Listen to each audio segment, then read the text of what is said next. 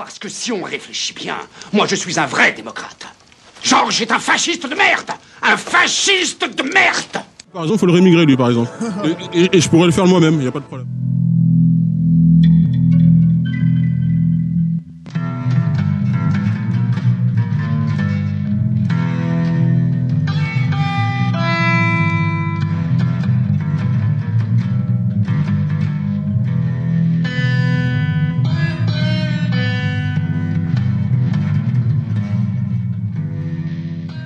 Auditeurs de Lorraine Enragée, bienvenue sur votre radio préférée. Buongiorno a tutti. J'utilise un petit peu l'italien aujourd'hui, effectivement c'est une émission un peu exceptionnelle car Lorraine Enragée est à Rome, en l'occurrence avec plusieurs représentants de la Casa Pound. J'ai le plaisir de recevoir Alberto Palladino. Bonjour Alberto. Bonjour tout le monde. Alberto, vous êtes membre de la Casa Pound, vous êtes à la direction nationale de Casa Pound. Est-ce que, avant de démarrer, est-ce que vous pouvez nous définir en quelques mots ce que c'est que Casa Pound? C'est un peu compliqué parce que chaque année, Casa Pound a pris forme différente. Mais principalement, Casa Pound, c'est une organisation qui s'occupe de la défense des droits et de l'identité des peuples italiens. Aujourd'hui, nous sommes, je pense, l'unique formation politique ou métapolitique qui fait de la défense de l'italianité en termes de droits, de travail, de défense de l'immigration massive, notre drapeau et notre agenda quotidien. On commence un peu à parler de Casa Pound en France. L'organisation a eu les hommages de certains médias assez connus en France. Le Monde, effectivement, il y a eu Enquête exclusive avec Bernard de la Villardière. Quelle est la ligne politique de Casa Pound? Vous l'avez un peu dessinée, mais précisément la défense du peuple italien, la défense de l'italianité. Qu'est-ce que ça veut dire aujourd'hui dans une Europe qui se part un petit peu en sucette, dirons-nous, mais en 2019, comment peut-on défendre, par exemple, l'italianité? Comment on s'organise? On s'organise d'abord avec, affrontant la situation quotidienne, c'est-à-dire l'arrivée massive des nouveaux immigrants dans notre quartier et le même temps de produire un agenda culturel qui pouvait valoriser notre origine et l'histoire politique, ou simplement l'histoire normale de ce peuple et de l'Europe aussi. C'est très important de dire que notre vision, c'est, oui, d'abord pour l'Italie et pour le peuple italien, mais c'est aussi pour toute l'Europe, pour l'idée que nous condivisons la même histoire, la même origine, avec notre différence, mais un passé et un futur commun dans ce continent. Une européanité, pour une européanité, on peut en dire. Comment on est Casa Pound? En 2003, je crois. Oui, en 2003, c'est né comme une sorte de tribu urbaine et c'est né à partir d'un pub, un café qui s'appelle Catissart, c'est très voisin de où nous sommes maintenant. Et ce milieu a décidé de faire quelque chose de l'activité métapolitique d'abord. Le métapolitique. Le métapolitique. Commencer à faire des actions médiatiques.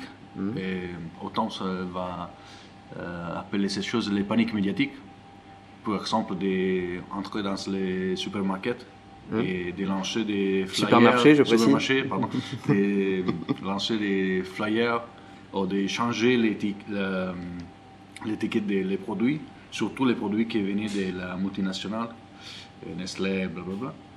Et produire des vidéos musicales, faire de la musique, faire des conférences historiques ou métapoliques ou sur la musique, de commencer à former un cosmos des images, un cosmos des modes de passe, ajourné à la contemporanéité.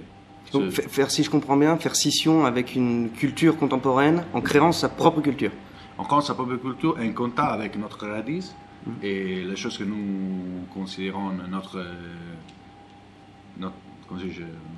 origine, l'origine de notre idéologie, ça va sans dire qui vient de l'histoire politique italienne contemporaine. Vous vous êtes inspiré, je crois, de ce qu'on appelle une sorte de troisième voie politique, terza posizione. Est-ce que vous pouvez nous dire quelques mots à propos de terza posizione? Nous sommes surtout inspirés par l'épopée politique de l'Italie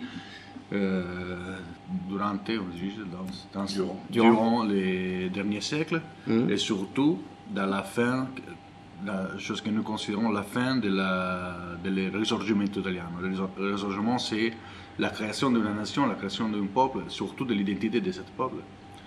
Et je fais référence principalement au fascisme. Casapan s'est toujours déclaré son inspiration à cette expérience politique, cette histoire. Réfléchir, si on peut dire. Réfléchir.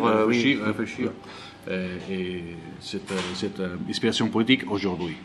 Donc vous vous inspirez du fascisme, on peut dire ça comme ça, en tant qu'expérience sociale. Surtout l'expérience sociale. Et je me souviens un bon titre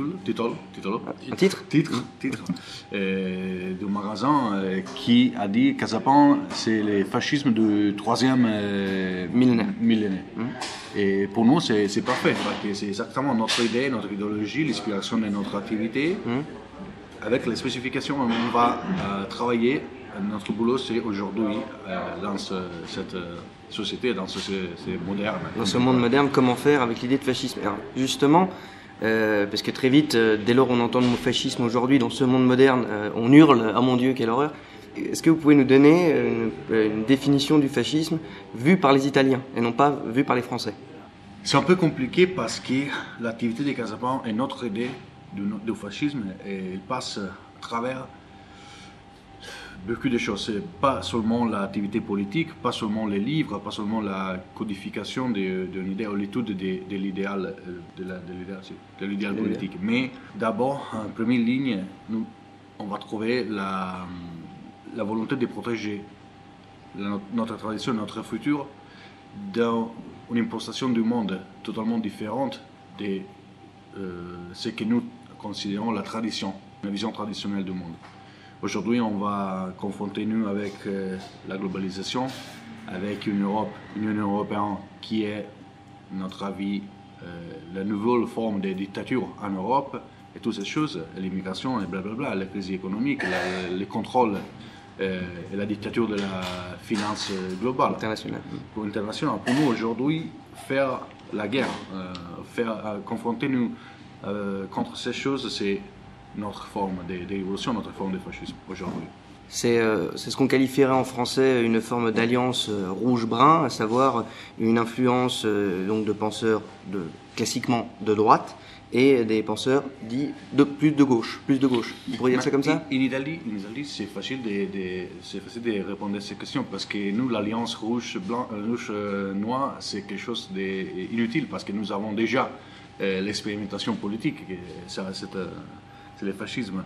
Et c'est pas nécessaire de faire des mix entre des choses différentes. On a bien notre bon exemple, on va utiliser cet exemple parce que c'est parfait. Si on va étudier la vie et l'activité politique du fascisme et la philosophie que le fascisme a appliquée dans son activité, nous trouvons parfaitement toutes les réponses pour les problématiques d'aujourd'hui. Mais juste, je reviens là-dessus. Allez, on va dire en quelques mots, définir le fascisme en 2019, comment peut-on faire? En quelques mots. C'est bien, c'est difficile, mais c'est dans la concision qu'on est le plus efficace. La bataille de la tradition spirituelle européenne contre la modernisation égalitariste. D'accord. Voilà. Là, au moins, c'est une définition qui est claire. Revenons à Casapande. Aujourd'hui, Casapande, c'est un mélange d'associations, de partis politiques. C'est un mélange, exactement. C'est un mélange. C'est tout et c'est rien de cette chose. Nous sommes nés comme association culturelle, paradoxalement. Et aujourd'hui, en faisant de l'activité purement politique, nous va participer à l'élection européenne. Mais aujourd'hui, notre réforme bureaucratique, c'est une association culturelle. Je pense que dans les prochaines 5-10 années, c'est possible que Casablanca changera cette forme pour adhérer à une forme plus similaire à un parti politique. Mais c'est impossible de dire aujourd'hui. Cette forme, ce modèle que nous avons créé, c'est totalement différent de tous les restes des expérimentations politiques. Mais aujourd'hui, c'est suffisant et c'est parfait pour travailler dans cette scénario. Et nous avons un très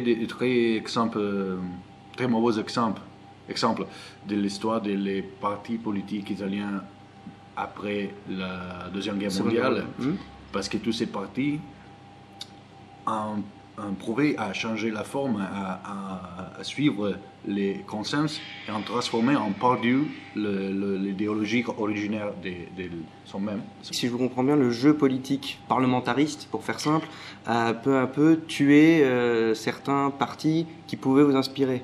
Je pense que vous pouvez peut-être faire référence au MSI, par exemple. On pourrait faire référence au MSI. Movimento Sociale Italiano. Surtout parce que les MSI, c'était les premiers partis construits par les combattants de la Deuxième Guerre mondiale qui, dans les 46,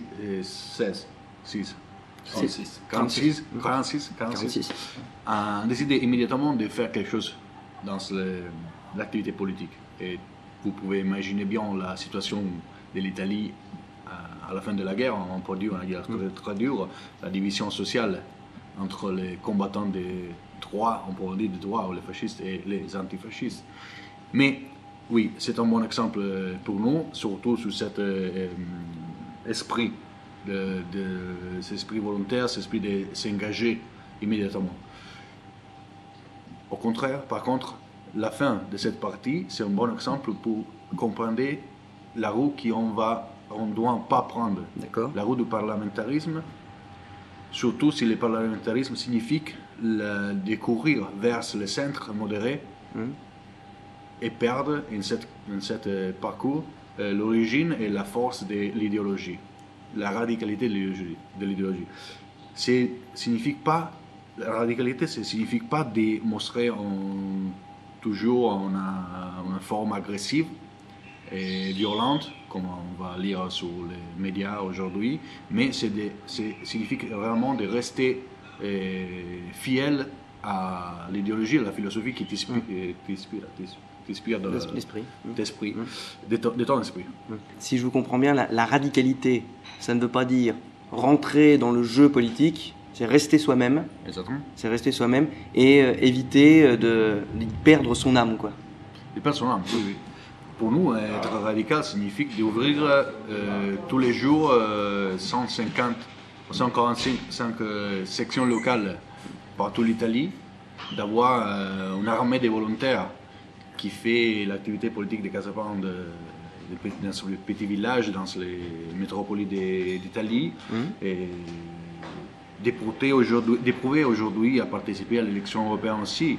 Et c'est un très gros boulot pour une organisation petite comme la nous, et pour pouvoir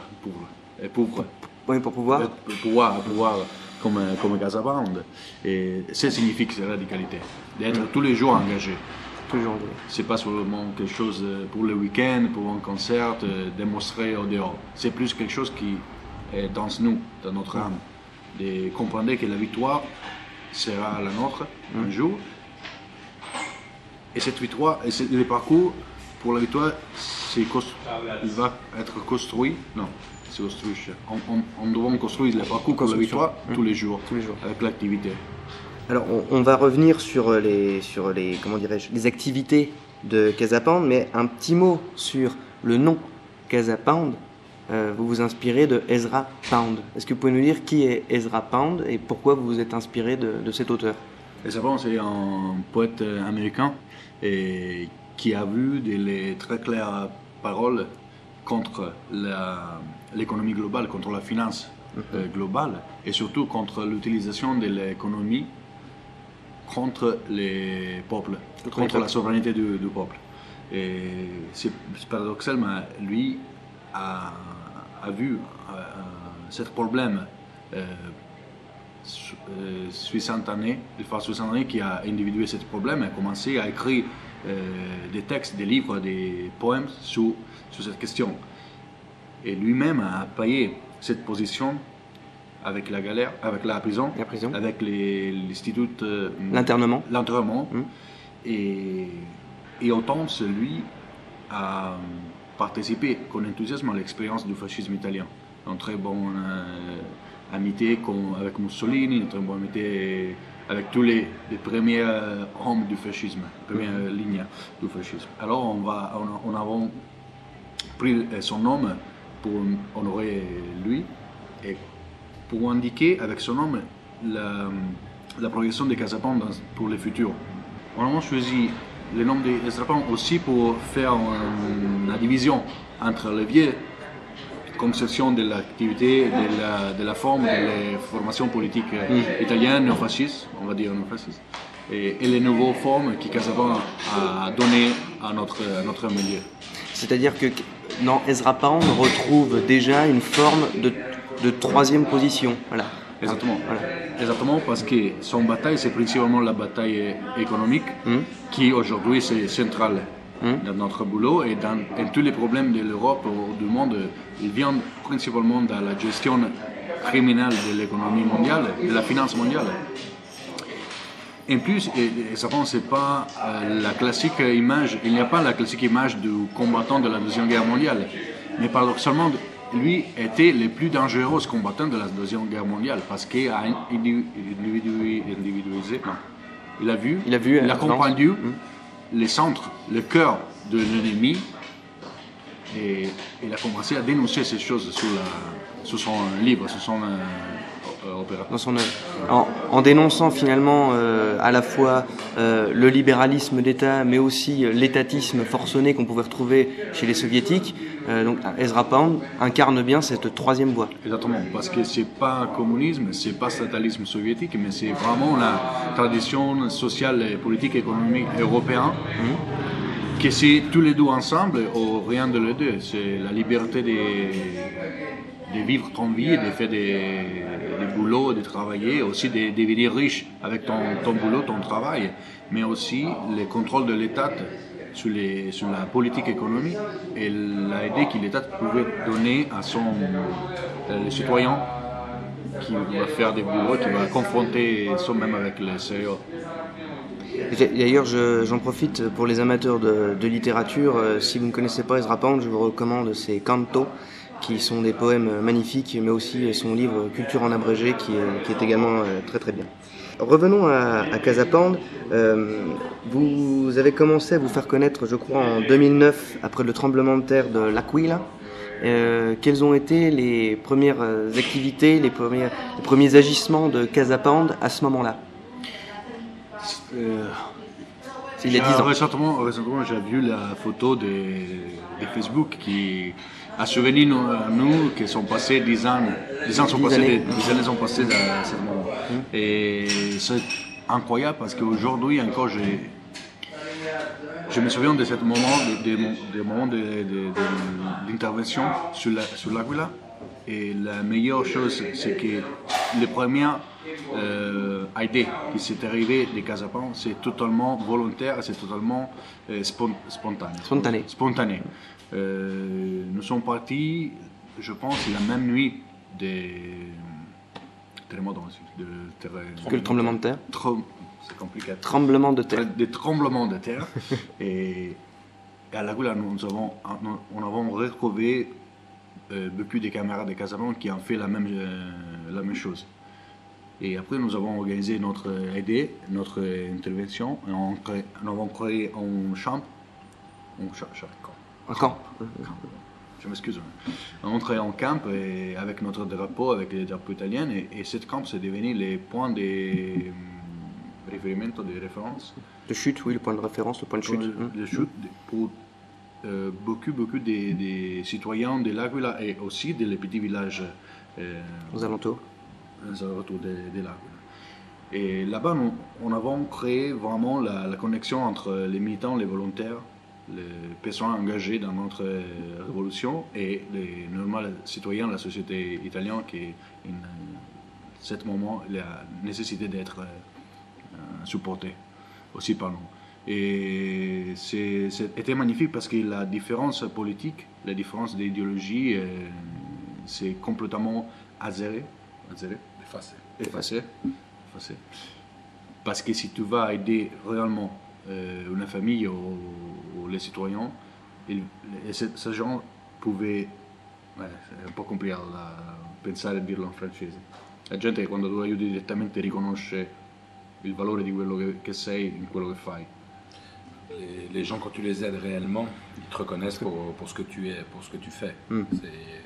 L'idéologie devient accessoire. Questo. Grâce à cette action, Casapande est devenu un bienfaiteur pour les populations. L'identité politique est passée en avant. Et cette identité politique, c'était supporté par l'action concrète sur le terrain. Et donc aujourd'hui, comment se traduit les réalisations de Casapande? Donc je crois qu'il y a des occupations d'immeubles, relogement de personnes. Comment ça marche? Ça marche avec 145 sections locales qui, tous les semaines, il va distribuer des nourritures pour les familles italiennes avec difficultés économiques. Oui. Ça va dire aussi l'aider sur le secteur économique comme bureaucratique, administratif et des avocats aussi.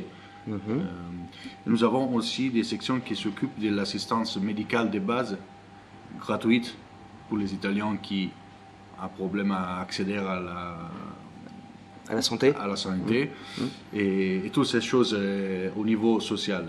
Aussi, on va participer à l'élection politique de chaque ville où nous sommes présents, et avec notre programme qui se base surtout sur l'amélioration des vies, sur la protection des Italiens par les immigrants et sur la protection aussi de la nature. Parce qu'il y a, je pense, une dimension aussi écologique. Ah oui, sans dire.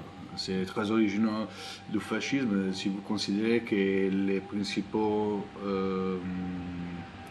parcs naturels, comment se dit, parcs naturels ou espaces naturels. Espaces naturels d'Italie sont créés par le fascisme. On va retrouver cette ligne, on va marcher avec cette ligne bien présente.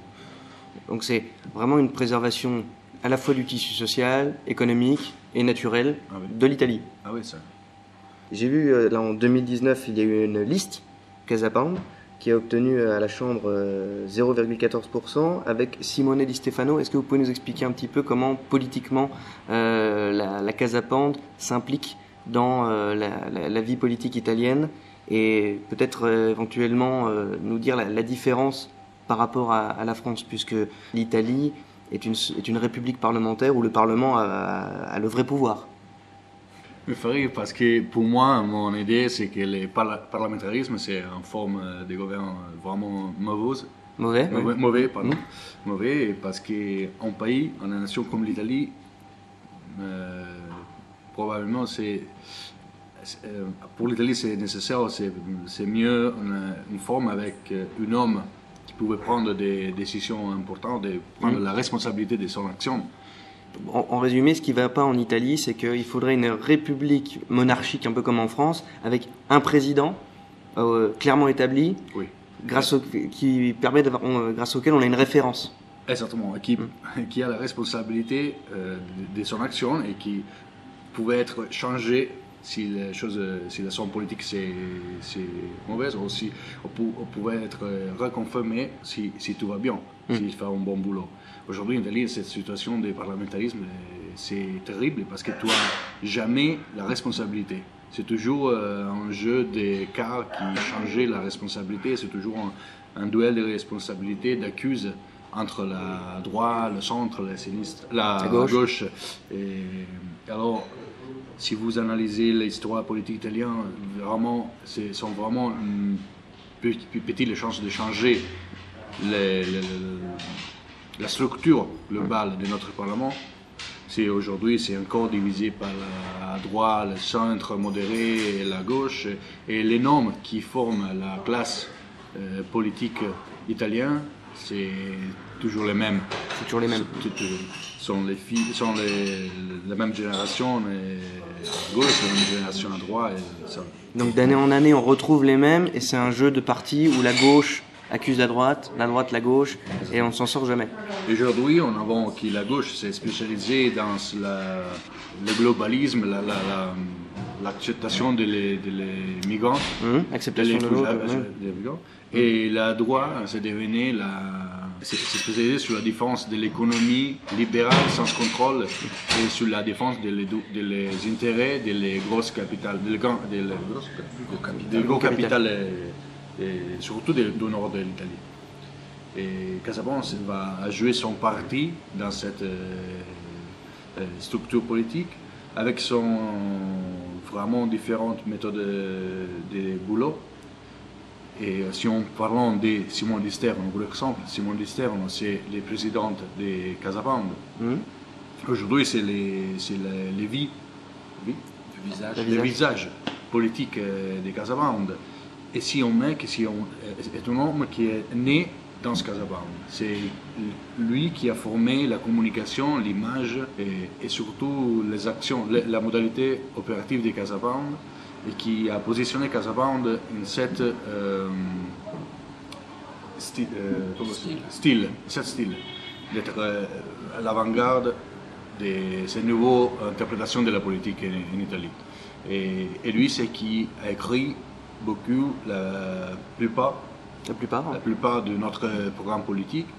C'est lui qui a actualisé les choses qui viennent du fascisme plus traditionnelles et les choses qui sont nécessaires d'avoir aujourd'hui. C'est vraiment un produit des Casablanca. Mais est-ce que ce n'est pas dangereux de vouloir, comme on le disait au début, vouloir rentrer dans le jeu des élections, du parlementarisme, pour au final arriver éventuellement à perdre son âme?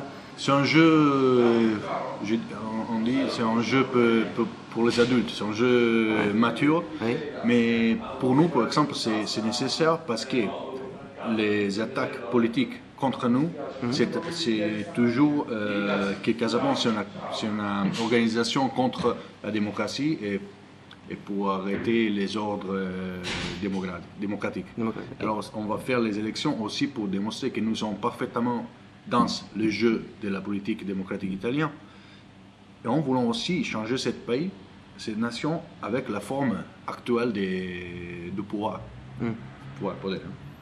Et je dis aussi que si Casablanca va prendre 1, 2 ou 3 postes politiques dans le Parlement, ce ne sera pas cette chose qui fera changer notre âme, parce que on va seulement gagner beaucoup d'opportunités, beaucoup de ressources, beaucoup d'espace, de visibilité médiatique pour porter notre message à toute la nation vraiment. Et grâce à ça, parce que bon, les résultats sont quand même faibles, il faut le reconnaître, mais... Oui, mais juste une petite remarque, c'est 0,9. 0,9. Alors, donc 0,9 à la Chambre, mais est-ce que, comment dirais-je, ce travail politique-là, est-ce que vous pensez qu'un jour ou l'autre, vous pourrez, au Parlement italien, obtenir plus d'échos, plus de postes qui pourront vraiment faire une différence? Selon moi, les jeux, c'est de créer l'alternative et la masse critique pour devenir, pour attirer l'attention du système politique.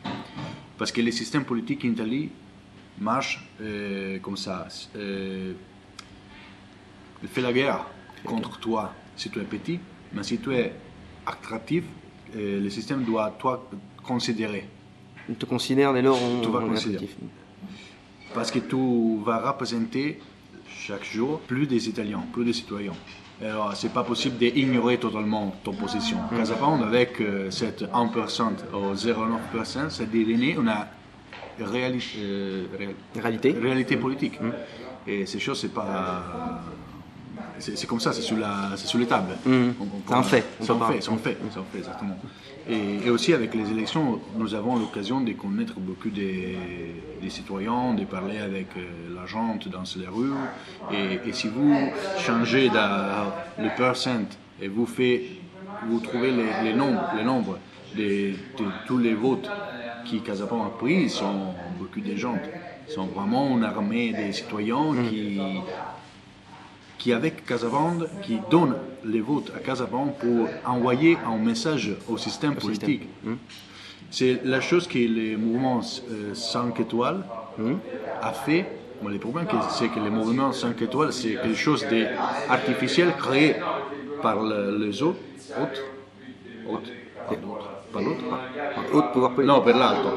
Partir du haut. Ah, d'accord, par les gens du haut. Partir du haut. Partir du haut, qui a conquisté avec les médias, avec les internets, les consciences des citoyens. Mais c'est le même boulot politique, de partir de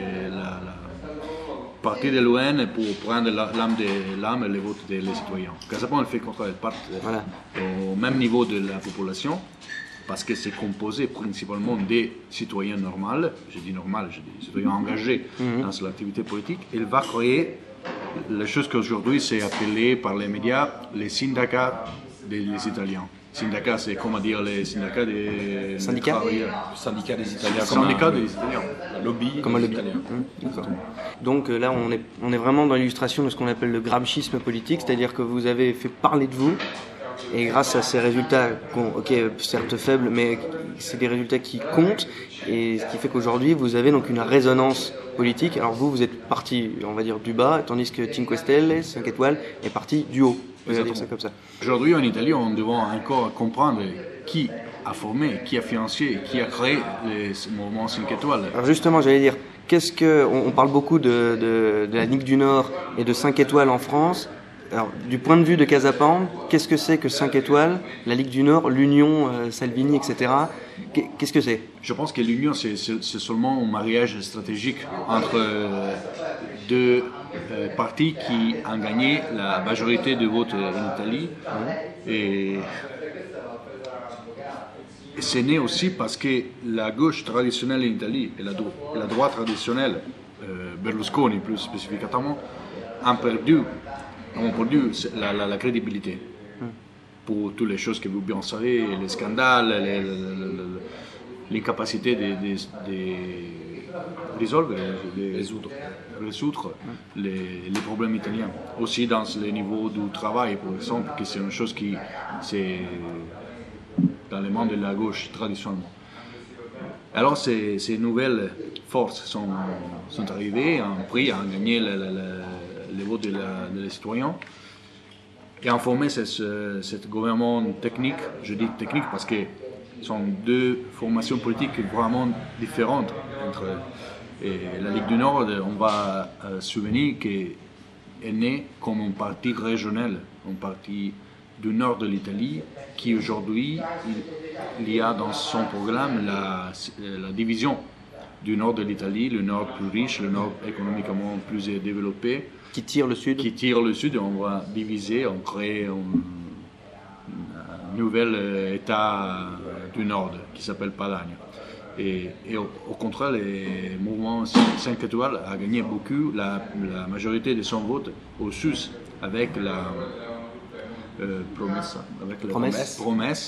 de faire les salariés minimum.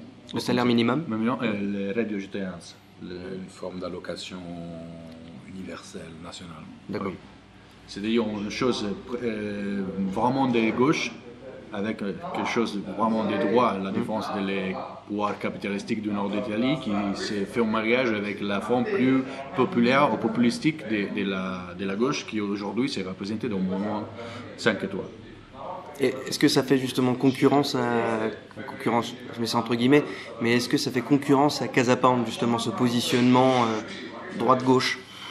Oui, mais c'est complètement artificiel. Il n'y a pas d'idéologie, pas d'histoire à supporter cette position. C'est seulement vraiment la spartition, division stratégique.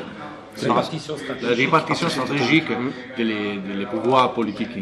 Salvini a pris les ministères de l'Intérieur pour gérer la question de l'immigration, qui sont principaux spots publicitaires. Et le 5 Stelle a gagné le ministère du Travail pour appliquer ces choses que je te dis. C'est vraiment l'aspectation technique. Mais voilà, tout ça est artificiel si je comprends bien, et comme il n'y a pas de fond idéologique, ça ne peut pas tenir dans le temps. Le jour que cette formation arrivera sur un point chaud, où il sera pas possible de faire compromission, et on va détruire cette alliance et se détruira. Et déjà commence les crises déjà commencent sur la crise commence. La crise déjà commence sur certains points comme la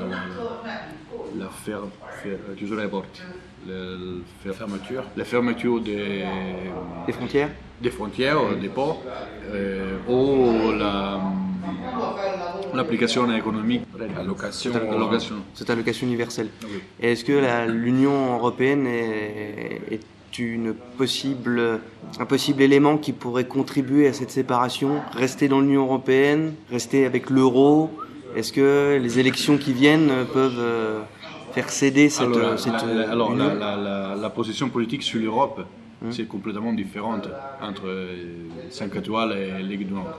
Aussi, la Ligue du Nord s'est engagée dans un parti européen différent des partis des mouvements 5 étoiles. Alors, en Italie, ils sont partenaires dans le même gouvernement, mais l'Europe sont divisés. Mais plus sont concurrentes dans les parlements européens concurrentes. Je pense qu'après les élections européennes, le gouvernement en Italie sera porté à créer un nouvel équilibre entre Ligue Nord et 5 étoiles. Et je pense que les résultats de l'élection européenne, qui sera très bon pour la Ligue du Nord, créera une très forte disparité. Un contraste. Et après je terminerai avec l'Union européenne là-dessus, est-ce que justement ce contraste pourra profiter à Casa Pound? Ça va sans dire, parce que beaucoup des choses qui sont aujourd'hui dites dans le mouvement 5 étoiles sont traditionnellement choses qui viennent du monde social du fascisme ou du néofascisme. J'aime pas cette chose de néofascisme, mais la protection sociale de ce pays, des citoyens, c'est traditionnellement en Italie, c'est traditionnellement quelque chose qui vient du fascisme. En France, il y a un organe politique qui s'inspire de Casa Pound. C'est le Bastion social. Oui. Vous avez dû en entendre parler. Le Bastion social, lui, a beaucoup de difficultés à se mettre en place. Ils se sont mis en place à Lyon, parce que c'est né à Lyon. Ils sont mis également en place à Annecy, à Strasbourg. Mais bien évidemment, c'est difficile pour eux de tenir. Qu'est-ce qui, d'après vous, explique que, évidemment, Casa Pound a dû rencontrer beaucoup de difficultés pour s'implanter, mais qu'est-ce qui explique, d'après vous, le fait qu'il est possible pour Casa Pound de durer dans le temps, alors que le bastion social en France, quasiment impossible, ou en tout cas très difficile? D'abord, on va dire que la patrouille de l'égalité, de la fraternité, blablabla, elle va fermer un mouvement politique de gens avec un décret de legge. Un décret de loi. Un décret de loi. Alors, pour moi, c'est la chose plus antidémocratique qu'on a vue dans 50 années en Europe. Aussi, Casa Pound, au début, s'est confronté avec beaucoup de difficultés structurelles, économiques, politiques aussi. Mais la solution, c'est simplement de résister, de créer un parcours durable de plus d'une semaine, de créer un parcours d'un année, 2 années, d'imaginer ton mouvement sur un temps long. Sur un temps long, exactement. Et le reste, c'est aussi fortune, c'est aussi cavarbiada, cavarbiada. La réflexion, La réflexion aussi, la volonté. Vous devez imaginer que Casa Pound, c'est arrivé d'avoir 12 bâtiments occupés, ça va me passer. Aujourd'hui, nous avons les bâtiments de Casa Pound, le Piano Volontaire, c'est la quartier général, et les restes ont été pris par la police. Ils ont été, je ne dis pas libérés parce que c'est pas une libération, mais ils ne sont pas occupés des Casablanca. Alors, aussi en Italie, nous avons notre problème, notre difficulté, mais nous imaginons nous stessi, nous-mêmes un futur, et ce futur arrivera. Ça, ça me dit. Est-ce que le pouvoir italien, étant donné que l'État en Italie est moins fort qu'en France, est-ce que le pouvoir italien est, comment dirais-je, plus, j'allais dire magnanime, mais c'est difficile à traduire, plus, je mets des guillemets, plus sympa avec Casa Pound qu'il ne pourrait l'être en France? Je pense que c'est seulement différent la modalité d'action. En France, c'est plus évident. C'est plus évident. C'est plus subtil. C'est plus évident et c'est D'accord. plus formal. C'est plus formal. L'État français a fait un décret et a fermé le mouvement. En Italie, c'est différent. Parce que nous avons cette imagine de démocratie parlementaire, le débat c'est toujours ouvert pour tout. Notre constitution dit que l'Italie respecte toutes les formes politiques, blablabla. Et alors c'est pas possible de faire une action comme en France. Mais les militants de Casa Pound, il y a les records des procès, des persécutions des policiers, des interpellations, d'incarcération aussi. Lui-même est incarcéré. Mais on a aussi notre président. C'est un mec qui fait l'élection politique, qui fait les politiques. Notre politicien, celui qui Notre nous représente aux élections, On parle toujours de Simone incarcéré 2 fois. de Stefano, incarcéré pour avoir défendu vieille madame, vieille dame. madame qui a perdu la maison contre la police qui s'est arrivée pour libérer cette maison. Alors, c'est une action parfaitement légale, c'est une action parfaitement morale surtout, et c'est pas criminel.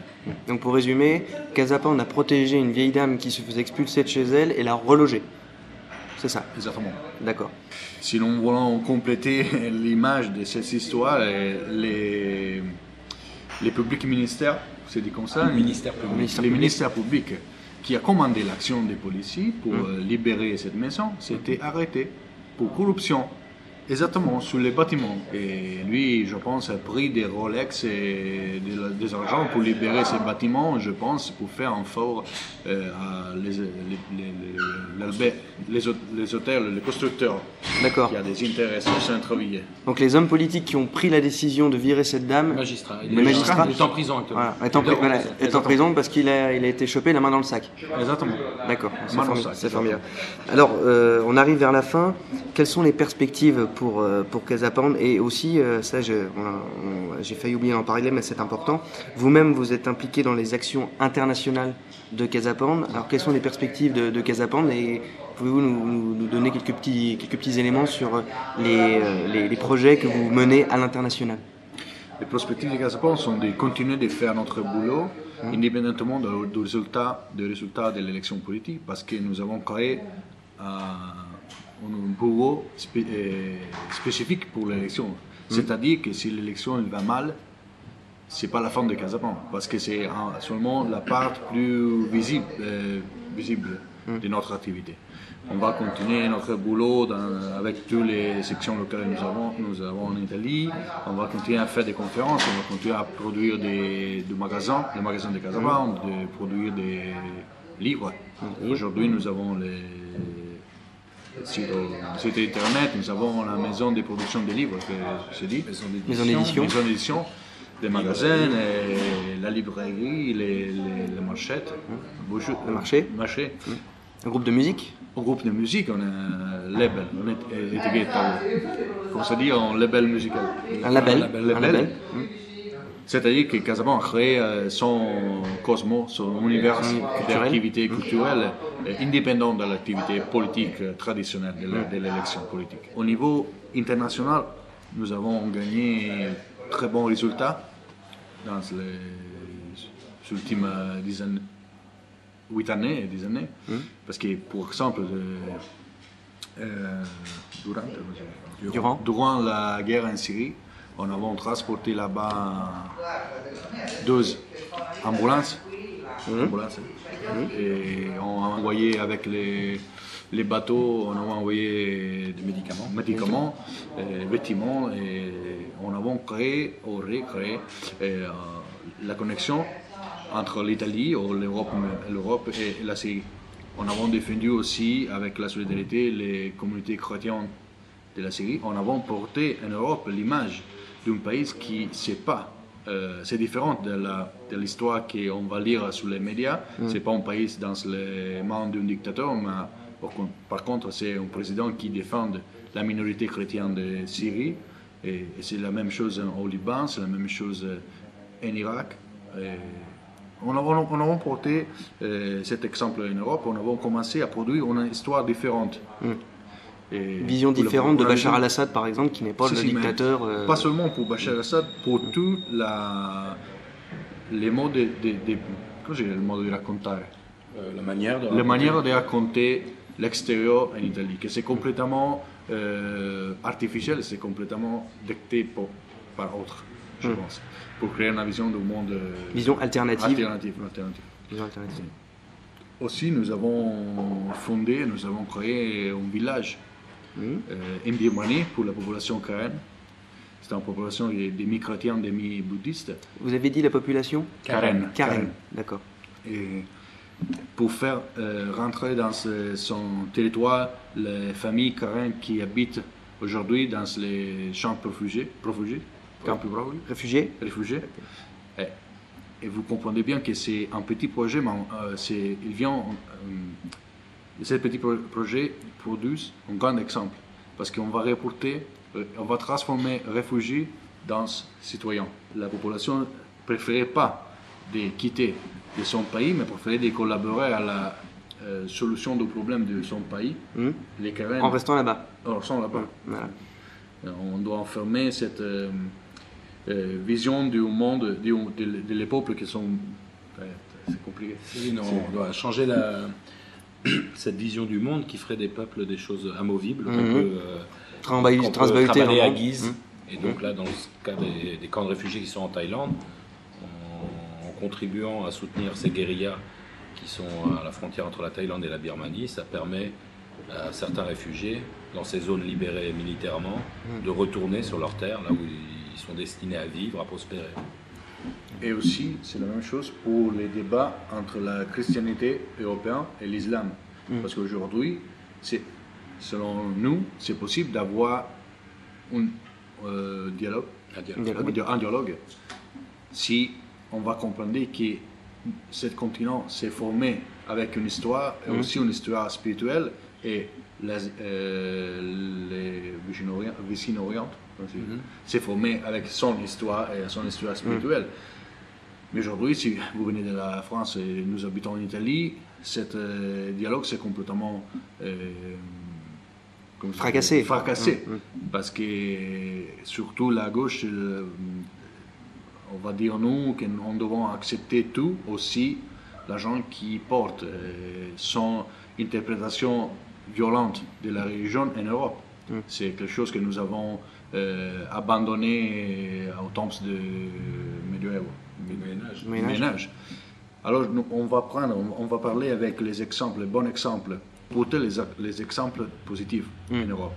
On va dire, on pouvons créer des dialogues, des formes de dialogue, des formes de confrontation, sans accepter cette forme d'invasion spirituelle aussi. Donc c'est de l'identitaire bien compris. C'est que en Europe, il y a une identité définie. Pour faire simple, allez, on va dire pagano-chrétienne, sans faire hurler ni les païens d'un côté ou les chrétiens de l'autre, mais bon, c'est un peu ça. Donc pagano-chrétienne d'un côté en Europe et un islam bien compris, un islam dans les pays arabo-musulmans. C'est comme ça que ça va le rester. Un dialogue est possible, mais c'est pas pour autant que l'un ou l'autre doit s'islamiser pour l'Europe ou devenir chrétienne. Exactement. Et surtout parce que c'est quelque chose qui soit pas notre histoire. L'islam n'est pas notre histoire. Frédéric II, paradoxalement, aussi au temps des croisades. Les croisades.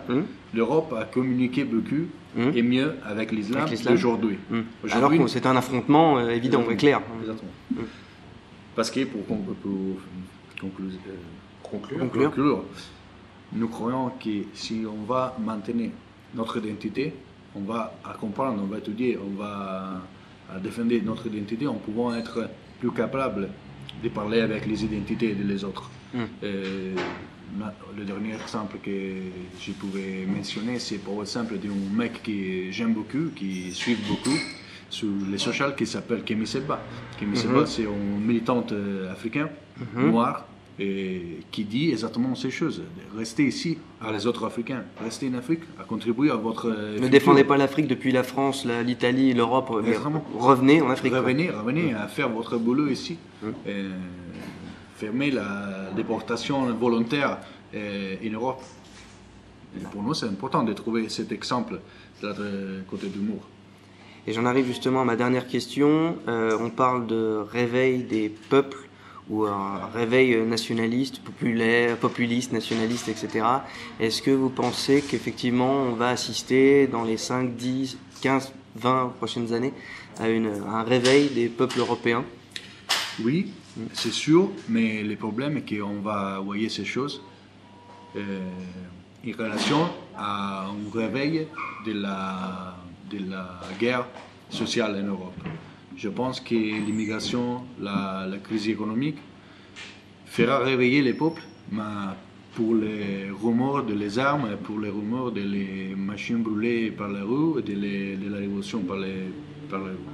Donc le réveil... Ce ne sera pas un réveil doux et gentil. Doux et gentil. Voilà. Le réveil passera par la violence. Exactement. D'accord. J'ai visité Paris le 8 décembre, le jour que les gens ont fait la plus grande manifestation, des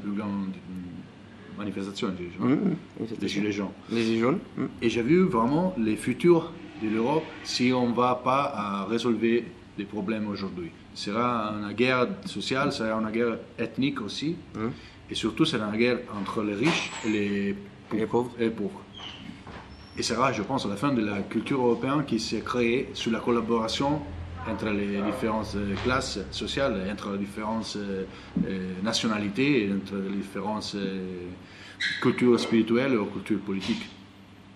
Donc, malgré ce constat sombre, bien évidemment, vous nous recommandez de surtout ne pas sombrer dans le cynisme et le pessimisme et garder espoir et lutter. Je veux dire, le pessimisme actif. Pessimisme actif. Ouais. C'est-à-dire pas rester dans le lit à dire c'est tout fini, on a perdu, mais de dire le risque c'est de perdre, le risque sera de perdre notre continent, notre société. Alors je dois faire quelque chose, de m'engager à partir d'aujourd'hui, de ce matin. Eh bien, écoutez, Alberto Palladino, merci beaucoup merci pour à vous, cette intervention. Je pour mon français, c'est pas... Non, c'était très bien. Je remercie également Sébastien qui était avec nous et qui m'a aidé à traduire lorsque c'était nécessaire et pour ses petites précisions. Et comme le dirait le menhir, la vie commence toujours demain, et comme le dirait Zeta Zero Alpha, a modo mio. A modo mio. A modo mio.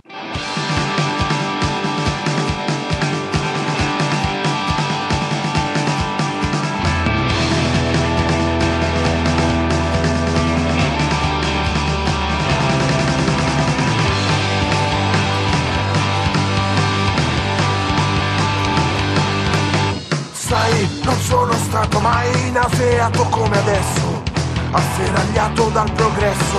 Sai, non credo accetterò ancora altre lezioni da questi quattro presuntuosi. Democrazia grande pollaio, un pianto, un grido, uno spadiglio.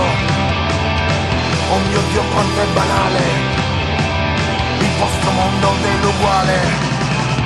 Allora faccio a modo mio, tanto se sbaglio pago io, sono senza soluzione. Allora faccio a modo mio, tanto se sbaglio pago io, e non cerco comprensione, a modo mio.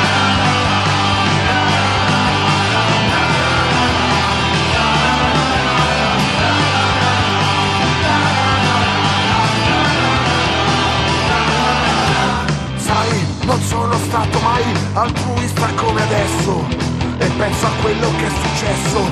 Sai, non credo prenderò ancora altre lezioni da questi quattro presuntuosi. Democrazia grande pollaio, un piatto, un grido, uno spadiglio. quanti a sgomitare per chi fa l'uomo più normale. Allora faccio il modo mio, tanto se sbaglio pago io, sono senza soluzione. Allora faccio il modo mio, tanto se sbaglio pago io e non cerco comprensione a modo mio.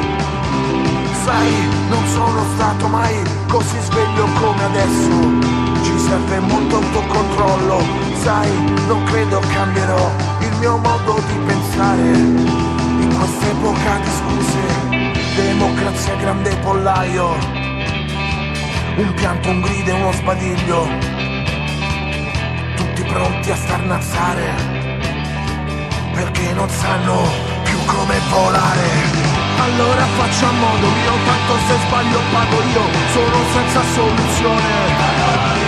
Allora faccio a modo mio, tanto se sbaglio pago io e non cerco comprensione a modo mio.